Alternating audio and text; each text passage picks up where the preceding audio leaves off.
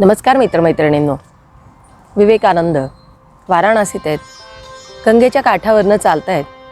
त्यांचा भगवा वेश हे सगळं काठावर बसलेल्या काही वानरांनी पाहिलं आणि ते त्यांच्याकडे बघून ओरडायला लागले, दात विचकायला लागले.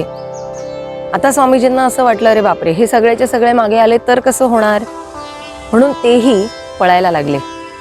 ते पुढे, मागे ती सगळी वानरं. शेवटी एका साधू महाराजांनी सांगितलं, अहो म्हणाले, एकदा मागे वळून उभे राहा, धीट मनानं बघा तर खरी काय होतंय. आणि खरंच धीट मनानं यांनी मागे वळून पाहिलं ना, मात्र तसेच सगळेचे सगळे 4 पावलं मागं सरकले. कशामुळे असं घडलं? थोर धारिष्ट्यानं सन्मुख जाण्याची तयारी ठेवली ना की सगळं घडतं.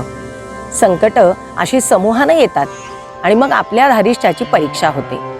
मग असं आपलं धारिष्ट्य दाखवलं ना की ती एक एक करत आनंदानं पळून जाऊ शकतात. प्रश्न एवढाच आहे, आपण धारिष्ट्य किती दाखवायचं आणि केव्हा दाखवायचं. धन्यवाद.